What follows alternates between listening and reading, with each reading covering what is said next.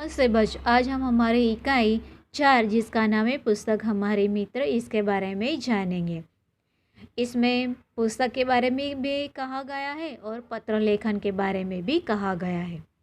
सुनो, जीवन में पत्रों का विशेष महत्व है और पत्रों के माध्यम से मानवीय संबंधों में एक ताजगी, नयापन और जीवंतता बनी रहती है।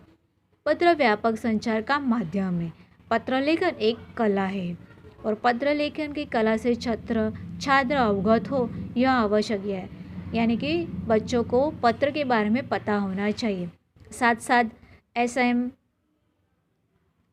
ईमेल और फैक्स के ज़माने भी पत्र शैली का विकास करना मुख्य उद्देश्य है। यानी कि पत्र के बारे में पता होना, पत्र के बारे में जानना, यह मुख्य उद्देश्य है। अब हम पहले के ज़माने में जो संदेश व्यवहार के लिए जो माध्यम थे उसके बारे में जानेंगे। पहले के ज़माने में लोग चिट्ठी और पत्र भेजने के लिए इस तरह के कबूतर का उपयोग किया करते थे, यानी कि सफ़ेद कबूतर का इस्तेमाल किया करते थे। जो सफ़ेद रंग के कबूतर है वह शांति का प्रतीक भी है। साथ साथ कबूतर का दिमाग भी तेज होता है, इसलिए पुराने ज़माने में सफ़ेद कबूतर का लोग उपयोग करते थे और उसे उस तरह का प्रशिक्षण भी दिया जाता था। उसके बाद में आए दूध। यह चित्र है दूध का और उसके हाथ में है यह संदेशा। जो दूध होता था वह इस तरह का संदेशा लेकर आता था और राजा को वह पढ़ा के सुनाता था। जैसे कि राम, लक्ष्मण और सीता, इनके बारे में तो आपको पता है। तो यह जो राम, लक्ष्मण और सीता है उनका भी दूत था जो संदेश लेकर जाता था और लेकर आता था, उसका नाम था हनुमान जी। उसके बाद सैनिक आए, फिर डाकिया आया जो डाक लाता है, साथ साथ पार्सल भी लेकर आता है और कुछ कार्ड्स जैसे कि लेके आता है। डाकिये के साथ साथ हमारे यहाँ कुरियर वाला भी आता है, वह भी इस तरह की चीज़ें लेकर आता है। यह जो पीले रंग का जो चित्र दिखाई दे रहा है वह है पोस्टकार्ड, जिसका आकार आयताकार है, यानी कि ऐसे लंबा है। तो इसमें यहाँ पर नाम लिखा जाता है, यहाँ पर पता लिखा जाता है, फिर यहाँ पर पिन कोड नंबर लिखा जाता है। यह आयताकार होता है, यानी यहाँ पर जो भी संदेशा लिखा जाता है वह कोई भी पढ़ सकता था। उसके बाद में आया अंतर्देशीय पत्र जो नीले रंग का होता है। उसमें भी संदेशा लिखा जाता है, पर उसमें जो भी संदेशा लिखा जाता है उसे हम पढ़ नहीं पाते हैं, क्योंकि उसे लिखने के बाद उसे पूरा बंद किया जाता है, उसे कोई भी पढ़ नहीं सकता। उसमें भी अपना नाम, पता, पिन कोड नंबर लिखा जाता है।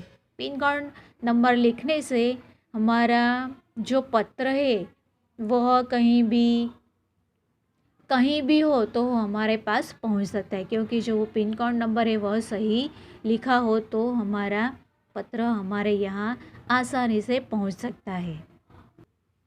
फिर इस तरह का लिफाफा आया जिसमें हम पत्र, चिट्ठी लिखकर इसके अंदर रखकर इस तरह से यह जो पन्ना है उसे के अंदर हमारी जो भी चिट्ठी है, हमारा जो भी संदेश है इसमें रखा जाता था और फिर इसे चिपकाया जाता था और इसके आगे की तरफ पता, नाम, पिन कोड नंबर लिखा जाता था। इसमें रखने से हमारा जो भी संदेशा हो वो हम कोई भी नहीं पढ़ पाता था।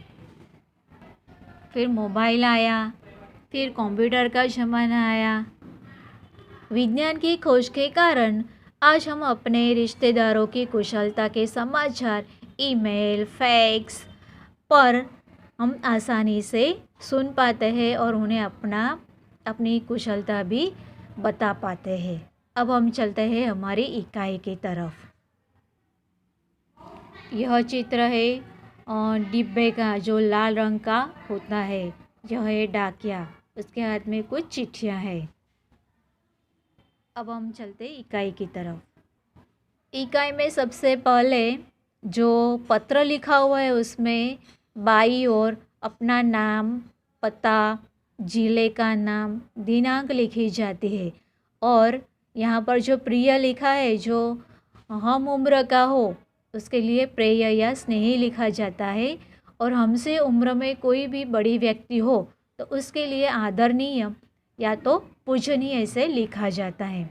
यहाँ पर मनोज को पत्र लिखा हुआ है, तो वह अपने जो स्कूल की कुछ प्रवृत्तियाँ हुए उसके बारे में यह बता रहा है। यह अपने मित्र को वह पत्र के द्वारा समझा रहा है। हाँ, अब मनोज को लिखा हुआ पत्र है, उसमें वह कह रहा है कि मैं यहाँ सकुशल हूँ, तुम भी वहाँ सकुशल होगे। कई दिनों से तुम्हें पत्र लिखने का सोच रहा हूँ, परंतु मेरी पाठशाला में वांचे गुजरात अभियान के अंतर्गत कुछ प्रवृत्तियाँ चल रही थी जिसमें मैंने भाग लिया हुआ है। सम्मिलित होना यानी कि भाग लेना। तो इस वांचे गुजरात अभियान में मैं कुछ प्रवृत्तियाँ कर रहा हूँ जिसमें राज्य सरकार ने एक सूत्र घोषित किया है कि जो पुस्तक के मित्र है वो मेरे भी मित्र है।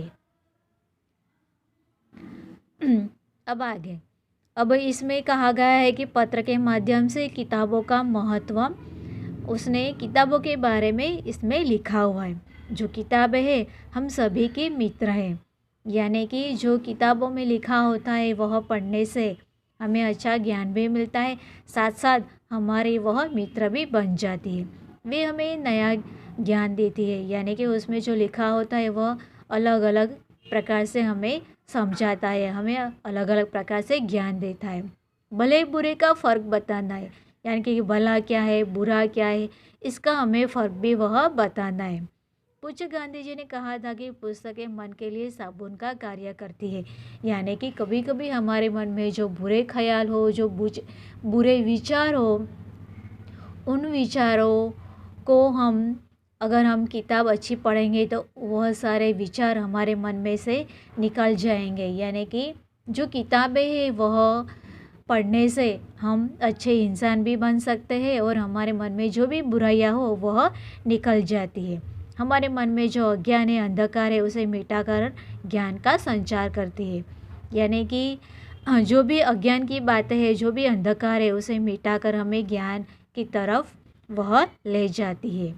किताबें ज्ञान का सूत्र है, यानी कि किताबें जो है वह हमें ज्ञान के साथ साथ भला बुरा समझाती है, जिससे जिज्ञासा की पूर्ति होती है। यानी कि कई किताबें ऐसी होती है जिसमें कुछ जानकारी होती है जो पढ़ने से हमें लगता है हाँ इसके बाद क्या आएगा, इसके बाद क्या आएगा, ऐसे कुछ जिज्ञासा उसमें होती है।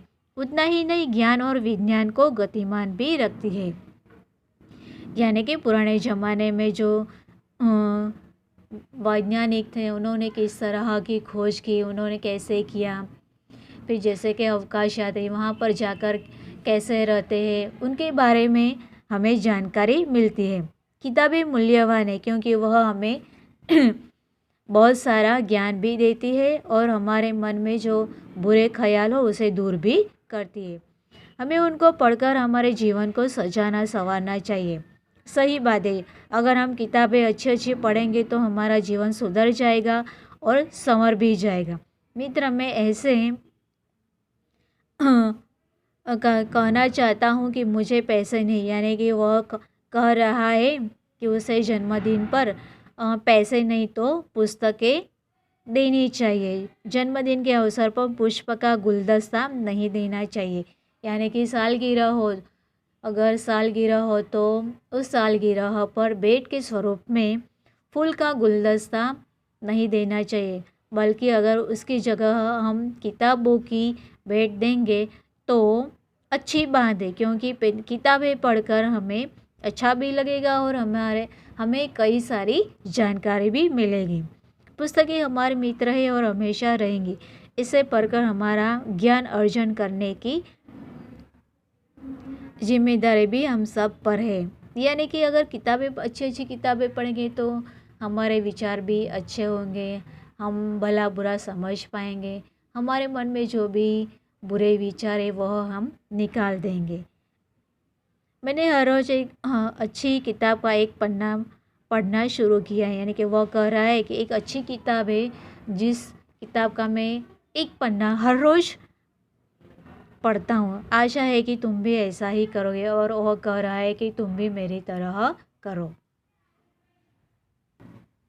इसलिए वह कहता है कि आज के बाद संकल्प यानी कि निश्चय, आज के बाद जिसका भी जन्मदिन हो तो उसे जन्मदिन के अवसर पर शुभकामना के साथ साथ किताबों की मूल्यवान भेंट देनी चाहिए, ताकि वह अच्छी अच्छी किताबें पढ़कर एक अच्छा आदमी तो बन सके। इसलिए हमें बुके नहीं पर बुक चाहिए। बुके यानी कि फूल का गुलदस्ता। तो गुलदस्ता नहीं देना चाहिए पर हमें उसे बुक देनी चाहिए। परिवार फिर वह अपने अंत में वह कहता है कि परिवार के सभी बड़ों को मेरा प्रणाम, तुम्हारा दोस्त पूजन। तो यह जो पूजन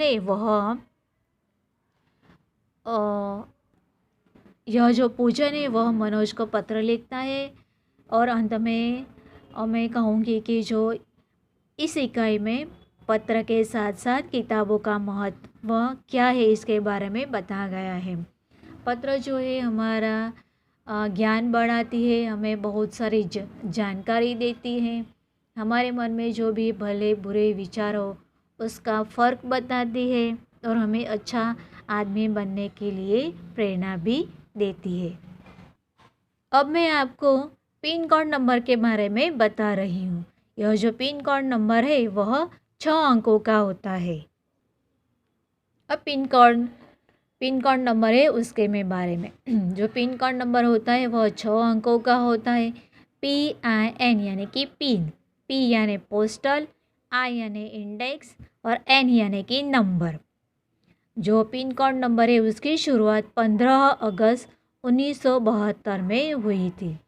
जो पत्र होता है वो पत्र की जो बाई और हमें पता लिखना होता है, नाम लिखना होता है, तारीख लिखनी होती है, फिर उसके नीचे पिन कोड नंबर अवश्य लिखना होता है। पिन कोड नंबर इसलिए लिखना होता है कि ताकि हमारा जो भी पत्र है वो हमें समय पर मिले और उसमें जो डाकिया है उसे किसी तरह की कोई दिक्कत ना आए, इसलिए पिन कोड नंबर लिखना चाहिए। पिन कोड नंबर अगर आपका सही होगा तो आपका पत्र आपके पास समय पर पहुंच सकता है। नमस्ते।